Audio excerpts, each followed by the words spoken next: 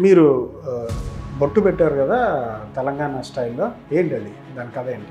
దాన్ని ఏంటంటే కొద్దిగా మోడల్గా కొద్దిగా లుకింగ్గా ఉంటుందని.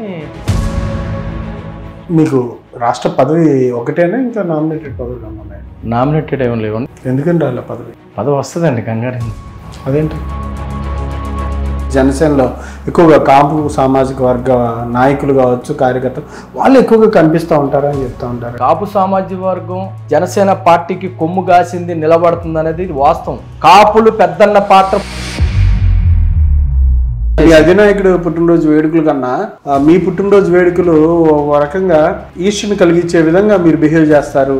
ఆయన ఈర్ష్య ఏ రోజు పడలేదండి. ఆయన నువ్వు బర్త్డే చేసుకోవద్దు.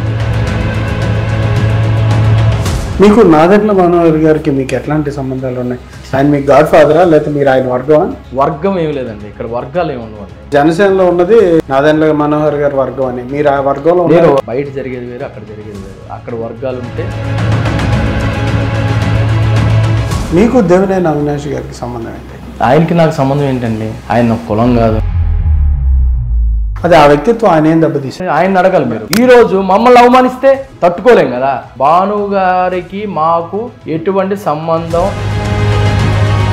కృష్ణా జిల్లా అంటే పార్టీ అంటే ఇంకా మీరే అనిపిస్తుందా మీకు? పార్టీ అంటే నేను ఎలా అవుతా? అంటే మొత్తం మీదే పెత్తనం ఉన్నట్టుగా బిహేవ్ చేయడం, కొత్తగా వచ్చిన అధ్యక్షులు కూడా వాళ్ళకి మీకు మధ్య ఇష్యూస్ ఉండడం. జనాలు చెప్పుకునేది స్థానిక ఎన్నికల్లో అవకాశాలు ఎక్కువ కల్పిస్తారు జనసేనకి అని చెప్పి ఎన్నికల ముందు పవన్ కళ్యాణ్ గారు పేర్కొన్నారు. అటువంటి ఏమైనా కనిపిస్తున్నాయి సిమ్టమ్స్?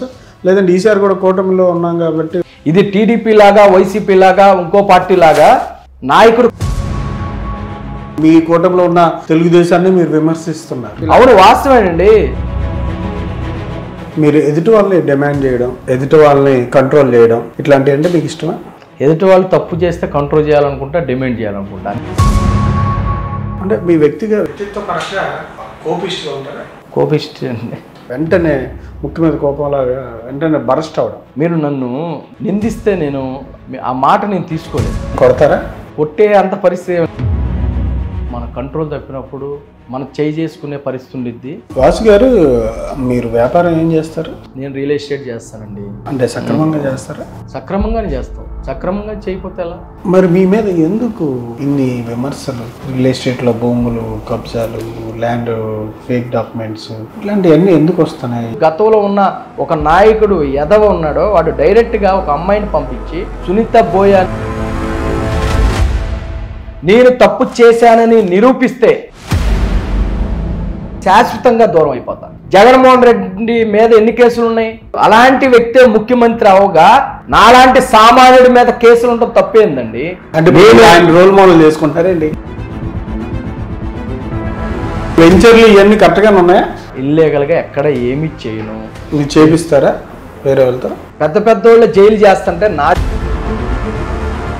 జనాల్ని ప్రభావితం చేయగలిగిన నాయకులు కళ్యాణ్ గారు కాకుండా జనసేనలో ఎవరున్నారు అసలు? ఎందుకు లేరు? ఎవరు లేరు?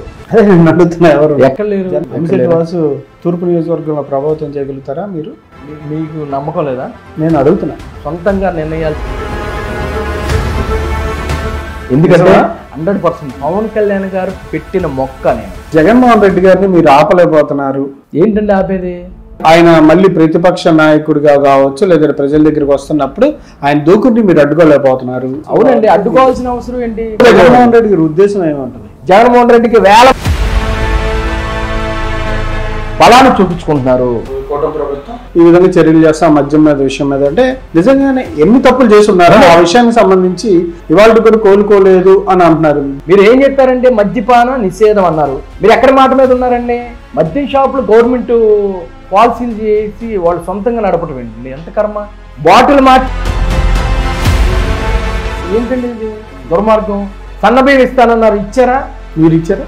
మేము జగన్మోహన్ రెడ్డి గారిని అరెస్ట్ అయిపోతారా? మేము మారం, మేము ఇలాగే ఉంటాం, మేము రౌడీని చేస్తాం, మేము జైలుకి వెళ్తాం, మేము గొడవలు చేస్తాం. పెద్దవాళ్ళు ఎదగాలంటే ప్రాణం వదిలేయటానికి దేనికైనా సిద్ధపడే నేను దిగాను. దౌర్జన్యం రౌడీగా అంటే ఇష్టం.